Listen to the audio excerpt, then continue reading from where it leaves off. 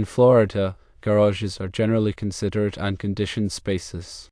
There isn't a code requirement to finish garages in air-conditioned space, like interior living spaces. Carflex, which is a flexible conduit, is commonly used for electrical wiring.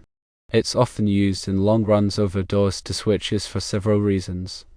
Firstly, flexibility. Carflex is highly flexible, making it easy to navigate around obstacles and through tight spaces. Secondly, protection.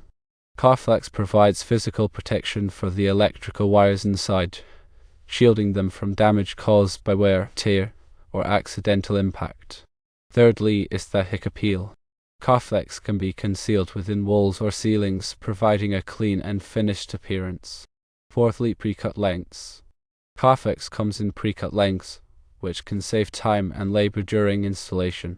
While it is not a code requirement to use Carflex in long runs over doors to switches, it is a common practice used by electricians.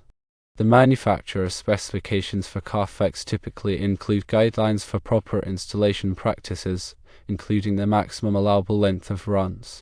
Electricians should follow these guidelines to ensure the electrical system is installed safely and according to industry standards.